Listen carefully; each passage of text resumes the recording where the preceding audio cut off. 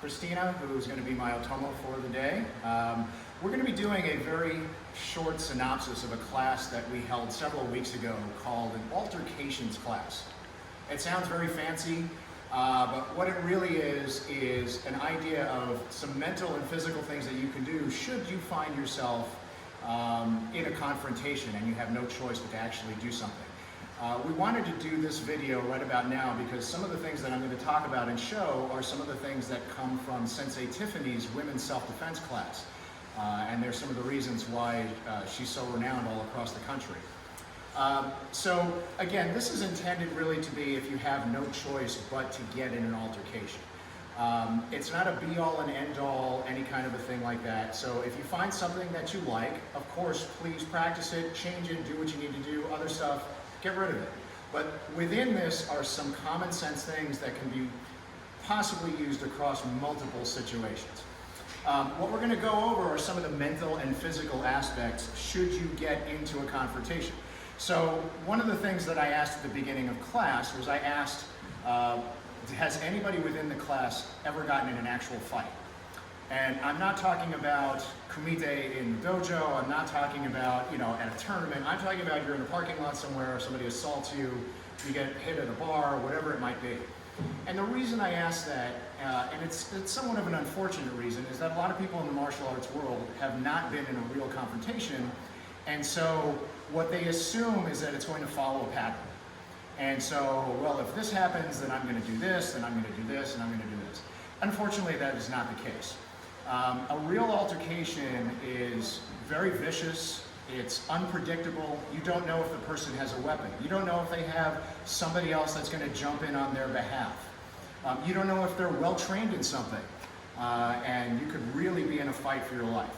So again, what I'm going to try to show here are some common sense things that you can do across multiple situations that'll hopefully be able to help you in a situation like that. One of the questions that I had asked too is, tell me about what you think martial arts gives you. And martial arts gives you a choice. Okay, our training gives us a choice in a confrontation. So we have a choice to either control the person / situation or destroy the person. But if you choose to destroy a person with your training, there are going to be consequences. I mean, that's just an unfortunate aspect of what we do. If you have a situation where somebody is pretty much helpless or they never really presented a threat to you and you decide to destroy them and somebody sees that, you're going to be ending up in court somewhere. So hopefully your training is including that mental aspect as you go through your training to understand the difference between the two situations and help you with self-control.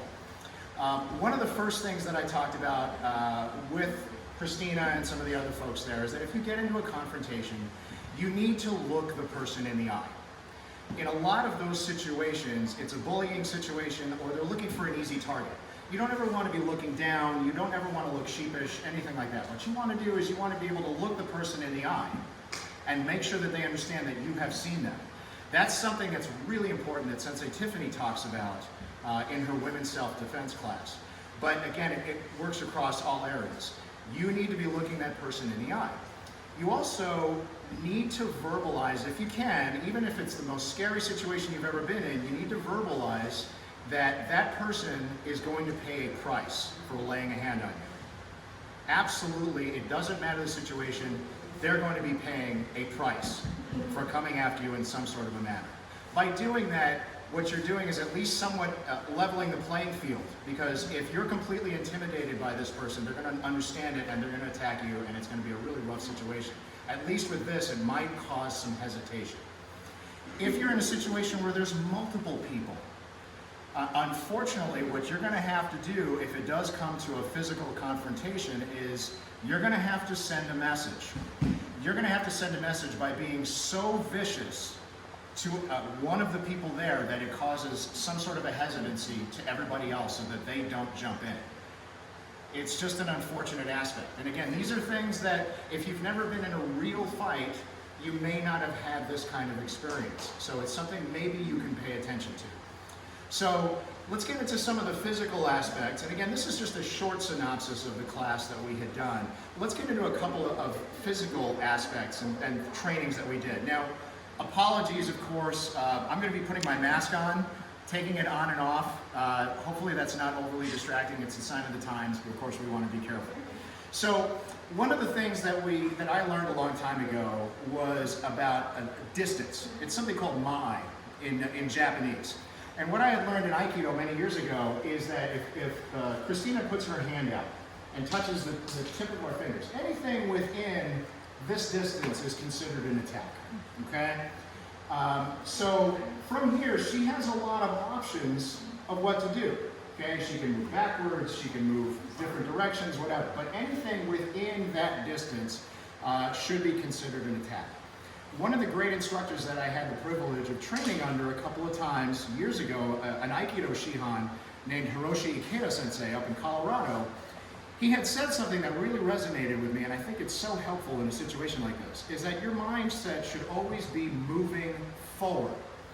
Okay, you should always be moving past a person, past the attacker.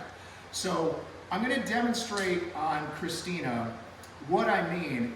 First, if she's not moving past me mentally, she's not past me, and I guess a good analogy would be when you punch a board or a brick and you want to go through it, you think past it.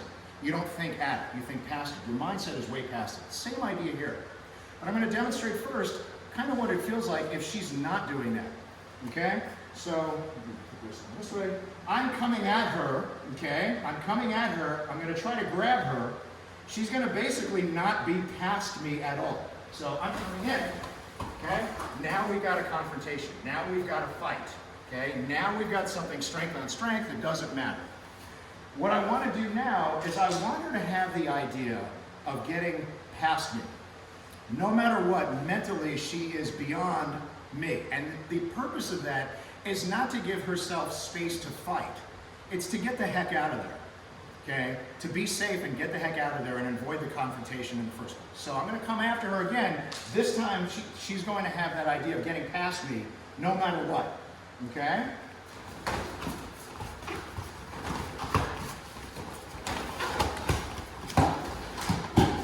Okay? So even in a situation where I've pinned Christina against a wall, okay? She has to have that kind of a mindset to get past me so that she can escape. Even when I come into a wall, okay, it's there. Now there's always the additional, I like to call it gravy, but additional things you can do like throw a knee or something as you're getting past me to slow me down, okay? So I'm coming after her and she's just gonna throw a knee into me, boom, okay? Now she's gone, she can take off. A lot safer. So if there's one little tenet that I could hopefully pass along to you, try to always feel like you are going forward, moving forward. If not, what's going to happen is you're going to accept the person's energy. I'm not a big guy, okay? If the moon is pulling just right, I'm 5'7", okay? So most people are going to be bigger than me. I can't be one to accept their power or strength or whatever. I have to have that mindset in order to protect myself. And hopefully that's helpful to you as well. In addition, another tenet that I hope you take away from this that we talked about in that class is that everything is a weapon. Everything that you have is a weapon, okay? So whether it be fingers, toes, I was asked, what about an earlobe? Okay, an earlobe, sure. Suppose you're wearing dangly earrings that have little sharp points on it and somebody grabs you and you can scrape their earring against their face or something to lead to something else, that helps you escape. Everything can be a weapon. But probably, when adding on to that, probably the most important bullet point of the whole class, and it's one that I've understood for many, many years, especially again, being a shorter person, smaller person, is move what they don't have. Okay, very, very important point. The reason I say that, and the reason why it makes sense, again, most people are going to be bigger than I am, but just in general, if I happen to grab Christina's arm, the natural reaction, okay, is to want to pull the arm away. Well, what happens then? Then it's a fight of strength on strength, right? What don't I have in this scenario here? I don't have her feet. I don't have her elbows. I don't have her head. I don't have her other fist. I don't have virtually the entire other part of her body. That's going to help her to be able to escape. She could hit me in the face and take off. Boom, and take off, okay? She's moving what I don't have, okay? So I'm going to demonstrate as an example. I'm going to come up and put her in a bear hug. And then we're going to also do some stuff on the ground, so you'll see that what we're talking about now applies even from that scenario. So I come up and I put her in a bear hug, okay? So first thing, I've got her in a bear hug here, okay? Would it make sense for her to try to move my arms or break the hold of my arms? Probably not. What don't I have? I don't have her feet. I don't have her head. I don't, there's so many things. I mean, a headbutt is going to do a great deal of damage here. I don't have her hips. She drops her hips and then throws her arms out. Yes, then she's got whatever she needs. Okay, very, very important point. So move what they don't have. I was also asked, going back to everything is a weapon, you don't see it right now because she's got her hair in a bun, but Christina has hair all the way down to here. Her hair could be a weapon. If her hair is back there, she flings it around and gets in my face. Anything that you have can be a weapon. So we're also going to talk about it. Well, let me put you down, put her down on the ground and have her give an idea of moving what we don't have from a ground scenario. So I'm going to hold her down from the mount, okay? And she's going to move what I don't have, okay? So I've got her down here. I've pinned her to the ground.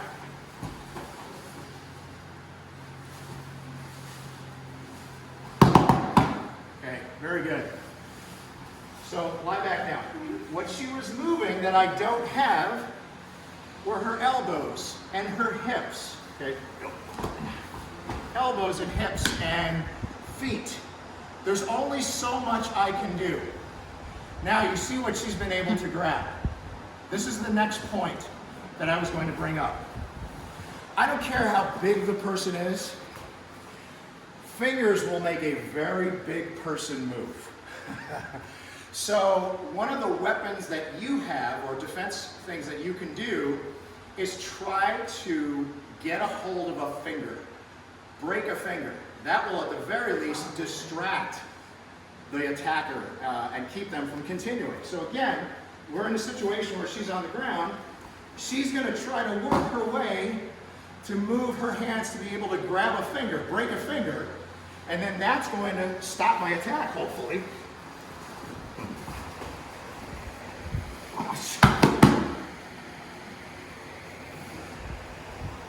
Okay, so if you can, get a hold of the fingers. Move what they don't have. Very, very important. The last little bit I'm going to talk about a couple of other techniques. And a lot of schools, unfortunately, I've not seen a lot of schools work on this, but it's such a simple idea. If you control the person's head, you're going to be able to control the entire body. Controlling the head can be a little bit tricky, but if you're able to practice it and understand it, it's a great way for you to be able to create space and to be able to escape. So if I'm going to try to control Christina's head, okay, what I want to do, most people, when they try to control a head, do a throw by the head, is they try to lift straight up, push straight back, turn sideways, whatever. It doesn't work. It's especially somebody who's very, very strong.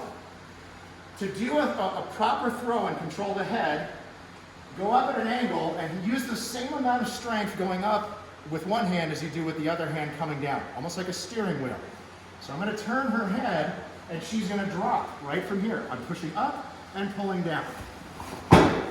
That immediately creates space for me and I can get out. If I come at Christina, okay, and there's no choice where we're actually now engaged and she does that to me, it's going to give her a lot of room.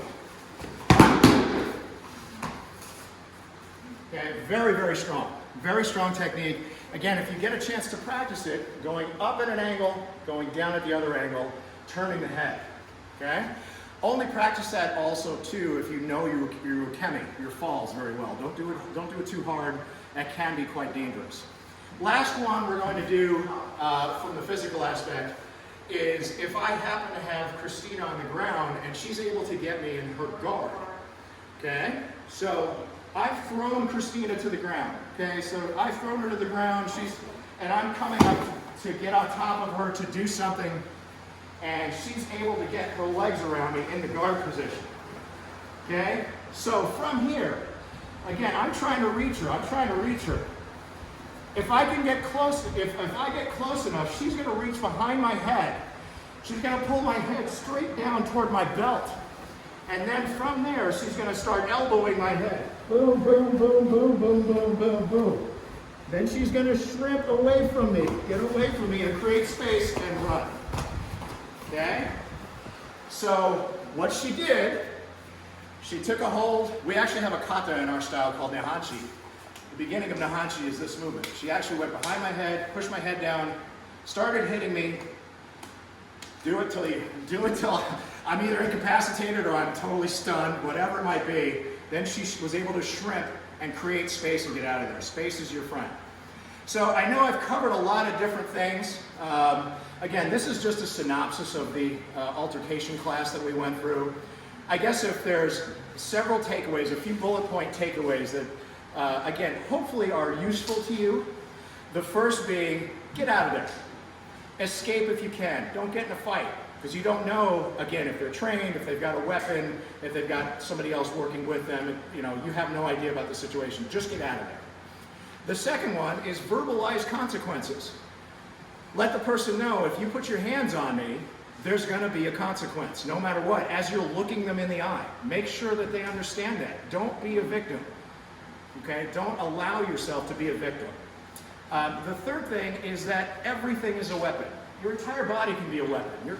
Your earlobes, again, if you've got earrings, or your hair, or what have you, everything can be a weapon. The next thing, always move forward, no matter what, because if you don't, you're going to accept their strength. She's going to move forward, get past me. So that's a hard one to practice, but if you practice it, you'll find it's really, really effective. And I guess the last and most important one of the bullet points is move what they don't have. Again, this is coming from a smaller person's perspective. Most people are going to be bigger than me. I'm not going to outmuscle somebody. I've got to move what they don't have. And that applies when you're on the ground as well.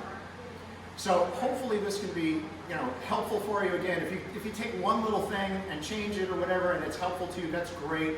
If you do find something, please practice it, because it's useless if you only do it once. I guess a last point, and this is from us at the Peaceful Warrior family to you folks out there, is we hope you're healthy and safe and hope you're able to train sometime very, very soon. I know it's been difficult for everybody who trains in the arts, so hopefully you can get out there. Thank you very, very much, and we'll hopefully see you on the mat soon.